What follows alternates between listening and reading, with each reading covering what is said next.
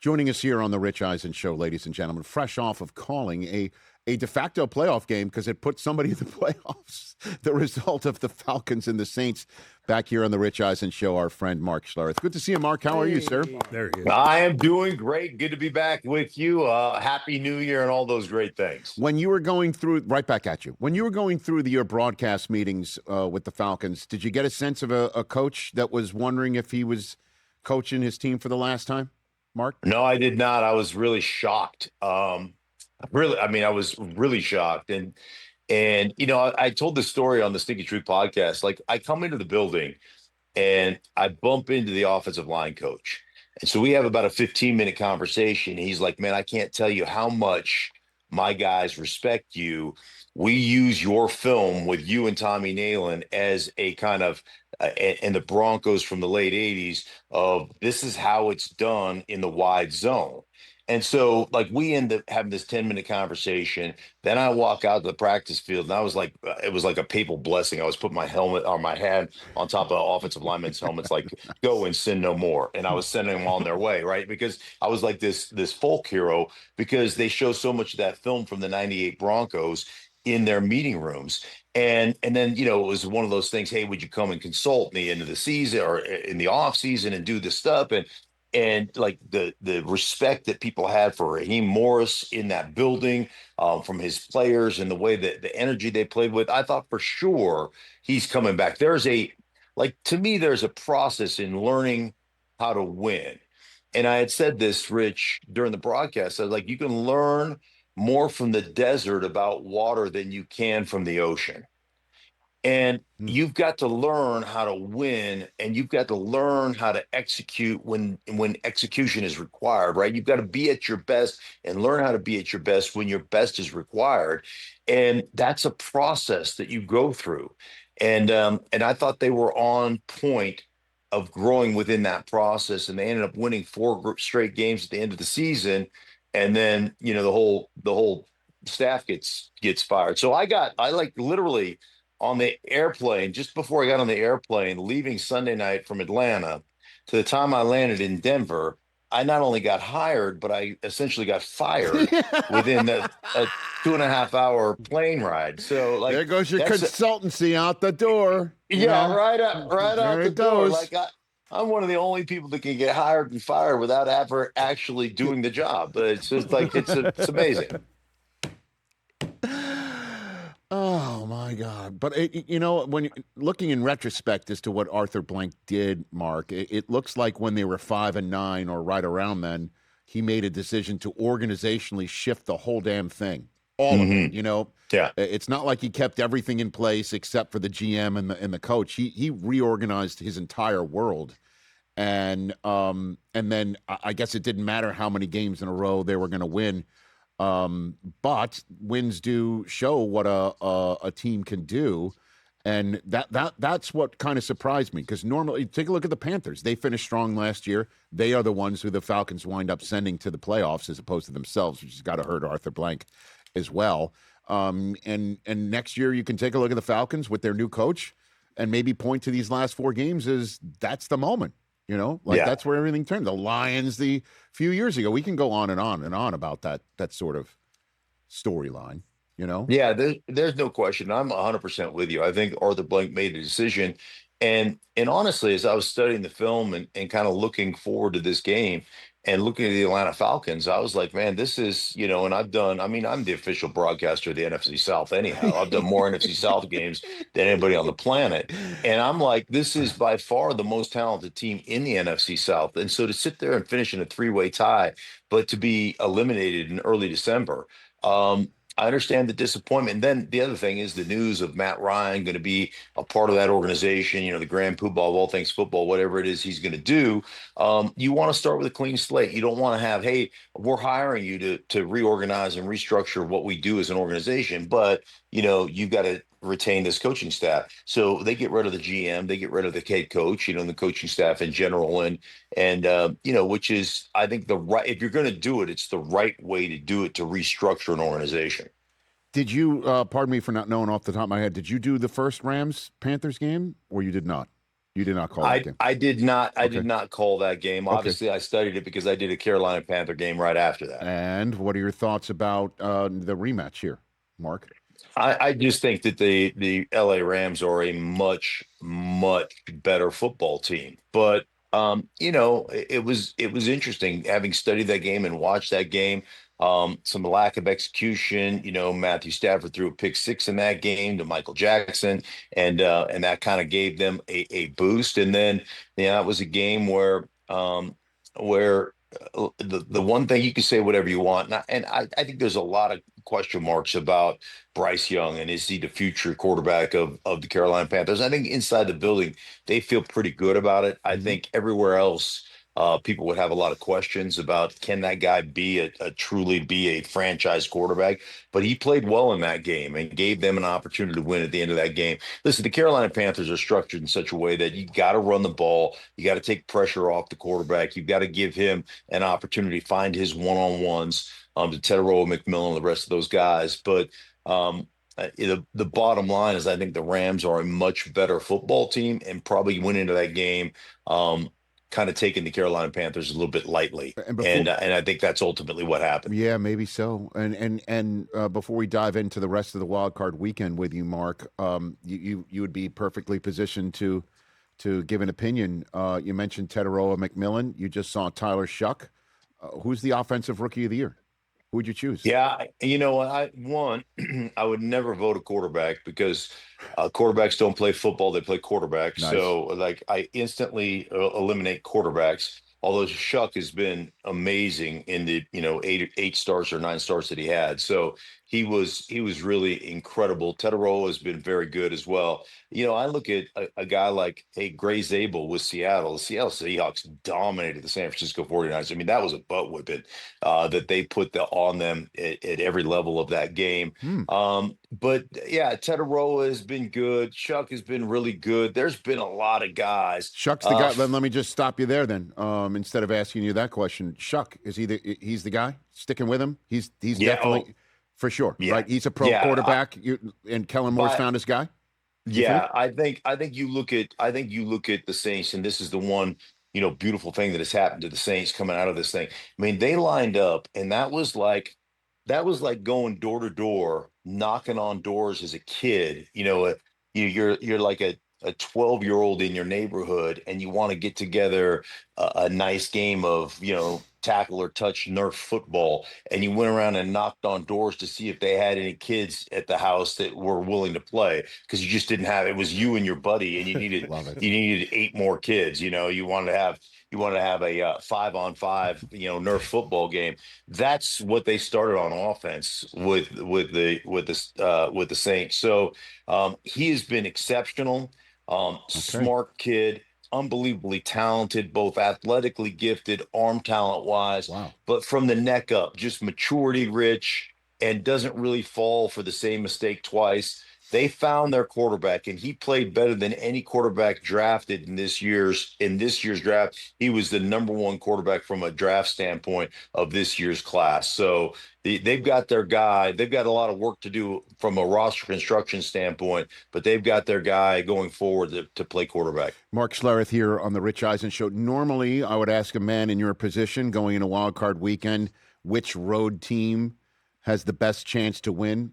This time I could ask you that question and you could say all of them, and I would not bat an eye. No disrespect to all the home teams. So I will ask you, give me the number. If I set it at 3.5 for road wins this weekend, and I'll just say it again, it's Texans at Steelers, Bills at Jaguars. The Jaguars have been a wagon, man. They've won all their games in a row by an average of 19 in their winning streak. They have crushed teams. The Niners, the Chargers. You could see the Rams and the Packers. They're all stout, double digit, with the exception of the Packers. Win teams. How many? I said it at 3.5. You put the over or the under. What do you take? I'm gonna go with the under, but I think it's going to be 3. Okay. I think the Texans are going to win. I think that the Rams will definitely win, And then I think it's one of two, either Green Bay or San Francisco is going to come away with a victory. The Bills, the Bills are interesting because I think the Bills, this is probably the worst team they've had in recent years of their last 3 years. But obviously, the quarterback is an unbelievable X factor. So I could see them going in. But Jacksonville, as you mentioned, Jacksonville's probably going into this thing. I think Jacksonville's probably playing better football than any other team in the NFC, probably any other team in the league right now. They're playing there, and they happen to be, to me, the most complete team, or they've played the most complete football over the last probably 4 or 5 weeks. Okay, so you think half of the wild card games are going to be road victories coming up this weekend, which, by the way, means perfect time to have the bye because you don't want any piece of this fray. You just want to sit back, let everybody beat the crap out of each other. Correct. You put your feet up on the Barker Lounger and off you go. I'll give you the floor on Seattle. You mentioned about how they whipped the Niners. What do you make of Seattle as the 1 seed in the NFC and how far they can go? Mark Schlereth. Yeah, I think they have a front row seat all the way to the Super Bowl. And they drive it down, they missed a 4th down and 2, right? And like a 4th and 1, whatever it was, down by the goal line. And I'm like, what is the aversion to kicking field goals in this league? Like, how have we gotten to this point where it just is almost like it's disrespectful to even kick a field goal? And I'm like, why would you do that? And then I watched that defense just line up. It really did remind me of the way they played when they won a championship under Pete Carroll with the Legion of Boom. It was like, come get a taste defense. They were like, hey, man, this is what we play. We're not complicated. We are just going to physically wear you out. I felt sorry for Brock Purdy. He got the living snot beat out of him. But every time they had a dude that they dumped the ball off to, that defensive back or that linebacker were there just punishing that pass catcher and putting him on the ground. There was no leaky yardage. There was no yards after catch. It was bam, hit, 2 or 3 guys rallying the football, and then it was all of a sudden where you thought you'd be in, 2nd down and 4, you're all of a sudden you're in 2nd down and 8, and you're like, yeah, we didn't get anything out of that play. That was the Seattle Seahawks defense. They were phenomenal, and I'll give Sam Darnold credit. People will say, well, they only scored whatever it was, 13 points or whatever. But understanding and having the maturity to know, hey, our defense, they're not getting a sniff on our defense. So you know what? I'm going to be judicious with the football. I'm going to find Smith and Jigba. We're going to create enough plays. We're going to run enough plays. We're going to run the ball enough to be successful. But I'm not putting us in harm's way because that's the only way that San Francisco is going to be able to beat us tonight on the road. And that shows a level of maturity that I think a lot of people just don't have. So I think the Seattle Seahawks right now are playing the best football in the NFC without question. They and Jacksonville are, to me, going into this playoffs, the 2 teams that are playing their best football. Yeah, Jacksonville's terrific, man. We had Liam Cohen on yesterday.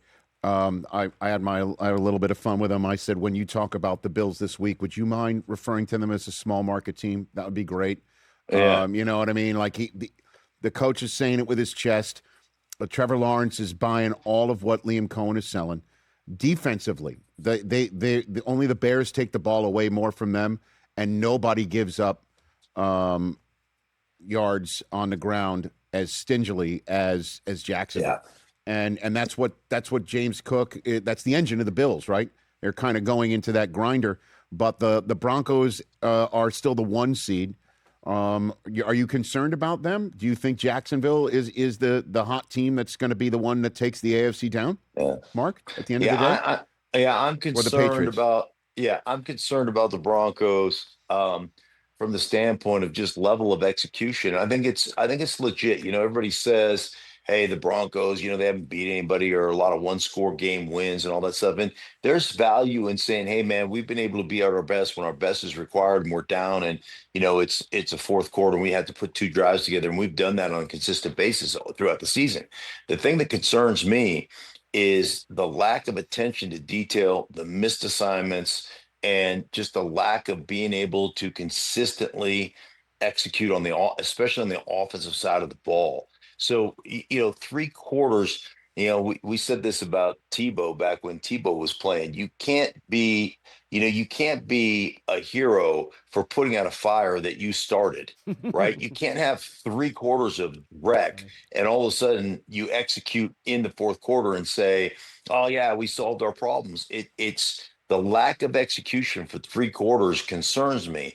And you can beat teams that are maybe not up to your level from a talent standpoint or can't produce against your defense. But we're talking about playoff football. And the last time Jacksonville rolled in here as a quote unquote small market team, as you just mentioned, they hung 34 on that defense and waxed the Broncos. Gave them a at home spanking, the only game they lost at home this year. So, yeah, there's a concern there. Okay. So you're saying it's okay if the quarterback's the fire department unless he's also the arsonist. Is basically what you're saying. That's exactly. Did I pick that one up? You can't light the fire and then put it out and be a hero. Okay. The best offensive line in the playoffs belongs to? Ooh, that's a great question. Thank you, sir. A lot of people would tell you, based on grades and Pro Football Focus, it's the Broncos, but the Broncos make more mistakes than just about anybody. I think when their offense is right, they're not in it anymore. I was just going to say Baltimore when their offense is right, but they just got bounced because they can't kick a field goal. I like what Seattle did last week. I like where they're at right now. I think the Rams, if healthy, I would give it to the Rams as being the best, just grind it out, best offensive line going into these playoffs. If they're right, if they're healthy. Bears don't have a bad one either, Mark. You know what I mean? Bears have been good. Bears have been good as well. Yeah, they've run the ball exceptionally well.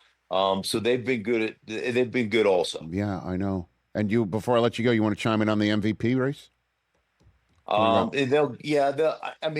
Obviously they're going to give it to I think they're going to give it to Stafford, and well deserved. I mean, Stafford is great. Again, like quarterbacks, they get all the girls, they get all the the accolades, they get everything else, right? They wear pink jerseys at practice. They don't have to hit anybody.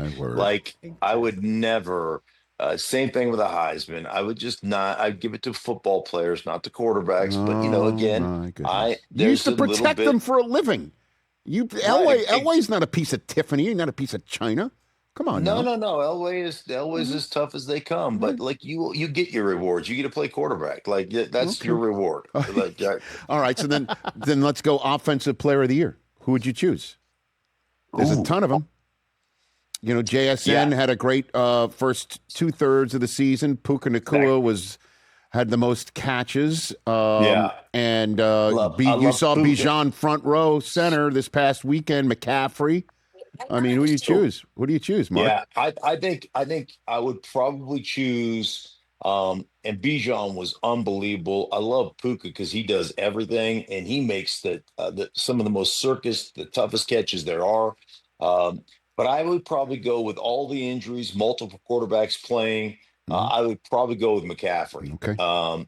Just unbelievable season. And he plays football. He's not a quarterback. So that would be that would be where I would go. He plays football. Yeah. You're the best, Mark. The Stinkin Truth podcast. Everybody check it out. And I can't wait to hear what you have to say about Wild Card Weekend, sir. Always appreciate your 2 cents, and Happy New Year to you. Likewise, my friend. Thank you for having me, buddy. That's Mark Schlereth, everybody. NFL on Fox, Stinkin Truth podcast as well, wherever you get your podcasts. Hey, you made it all the way to the end. Thanks for that. Check us out every single day streaming live on Disney Plus and the ESPN app 12 to 3 Eastern.